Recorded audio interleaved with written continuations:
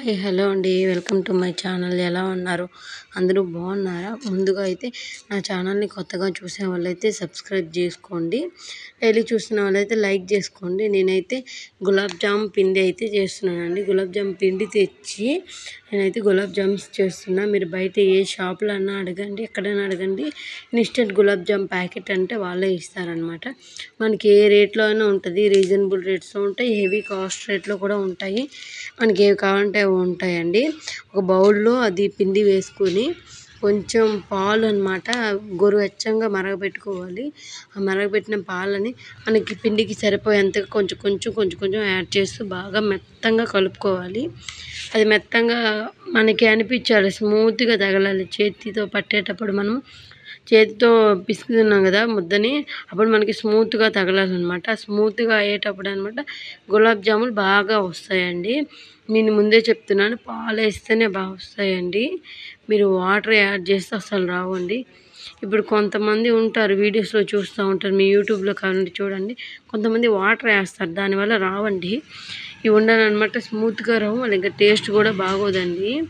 అందుకని చెప్పి నేనైతే పాలే ఖచ్చితంగా వేయాలని చెప్తాను. ఆయిల్ కొంచెం చేతికి అప్లై చేసుకుని మీరు ఉండలు బాగా చుట్టుకుంటే మీకు ఎటువంటి ప్రాబ్లం కూడా ఉండదన్నమాట. ఆయిల్ చేతికి అప్లై చేసుకోవడం వల్ల పిండి మన చేతికి అంటుకోకుండా బాగా చూడండి ఎంత స్మూత్గా వస్తున్నాయో. నెక్స్ట్ ఏంటంటే పెద్ద పెద్దవి చేయకూడదండి, చిన్న చిన్నవి ఉండలు మాత్రమే చేసుకోవాలి.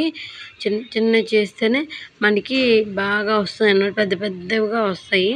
మీరు చూస్తున్నారు కదా, అలా చేసుకోవాలి. అలా చేసుకున్న తర్వాత ప్రాసెస్ ఏంటంటే, స్టవ్ మీద ఒక గిన్నె పెట్టి అందులో వాటికి తగినంత నీళ్ళు వాటర్ యాడ్ చేసుకోవాలి. వాటర్ బాగా కొంచెం హీట్ ఎక్కాలి. మీరు మరీ ఎక్కువ మరిగిపెట్టి వద్దు వాటర్ని. కొంచెం హీట్ ఎక్కింది అన్నప్పుడు ఏమంటే పంచదార వేసుకోవాలి. పంచదార ఎవరికి ఎంత క్వాంటిటీలో కావాలంటే అంత క్వాంటిటీ వేసుకోవచ్చు అనమాట. మేము ఎక్కువ తీపి తినమండి, మా ఫ్యామిలీలో ఎవరు ఎక్కువగా అంత తీపి తినరు అనమాట. అందుకే నేను చక్కెర కొంచెం తక్కువ వేసాను. ఆ చక్కెర కొంచెం చూడండి, నేను కొంచెం వేసా, ఎక్కువ అనమాట వేయలేదు. అది కరిగేంత వరకు కొంచెం బాగా స్మూత్గా అంటే కలుపుకోవాలి. ఎక్కువ హైలో అయితే పెట్టకూడదు, సిమ్లోనే పెట్టాలి మంటని. మంట సిమ్లో పెట్టాక అది మెల్లగా పాకం పడుతుంది అనమాట. చక్కెర అది పడే దగ్గర కొంచెం యాలకులు అనమాట వేసుకోవాలి. యాలకులు బాగా దంచి వేసుకోవడం వల్ల ఏమంటే ఫ్లేవర్ వస్తుందండి, స్మెల్ కూడా ఫ్లేవర్ కూడా బాగుంటుంది. మనం షాప్లో తినే గులాబ్ జామ్స్ ఎలా ఉంటాయి సేమ్ అట్లాగే వస్తాయండి. అది చూడండి, నేను ఎంత బాగా మీకు చూపిస్తున్నాను, క్లియర్గా మీకు చూపిస్తున్నాను కదా. అట్టా అవి వేసినాక బాగా కలుపుకోవాలి. కలుపుకుంటే మొత్తం ఫ్లేవర్ అని పడుతుంది. నెక్స్ట్ పాకం కూడా బాగా అవుతుంది. అది అయిన తర్వాత స్టవ్ పక్కన పెట్టుకోవాలి. ఒక ప్యాన్లో ఆయిల్ యాడ్ చేసుకోవాలి. ఆయిల్ కొంచెం వేసుకొని మనం ఇంతకు ముందు ఉండే గులాబ్ జామ్స్ ఉన్నాయి కదండి, మనం చేసాము ఆ గులాబ్ జామ్స్ అనమాట తెచ్చి ఇందులో వేసుకోవాలి. ఆయిల్ హీట్ ఎక్కాలి. ముందైతే ఆయిల్ హీట్ ఎక్కనియండి. హీట్ కొంచెం అయిందంటప్పటికి చూడండి, నేను ఎలా వేస్తున్నానో అలా వేసుకోవాలి. చూడండి, నేను అన్నీ ఒక్కొక్కటిగా స్లోగా వేయాలి, పెద్ద పెద్దవి కాబట్టి. ఇంత చిన్న చిన్నవి కాబట్టి ఒక్కొక్కటి స్లోగా వేయడం వల్ల ఏమంటే అవి విరిగిపోకుండా బాగా అవుతాయండి. మీరు చూస్తున్నారు కదా, ఒక్కొక్కటి నేను స్లోగా వేస్తున్నాను.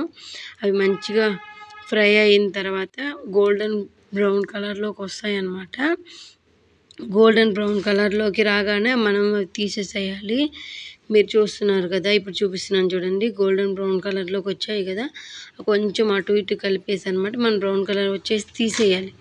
అవి తీసేసినవన్నీ మనం ముందుగా పెట్టుకునే పాకం ఉంది కదా, అవి చల్లారని పెట్టిన తర్వాత అందులో వేసేసేయాలండి.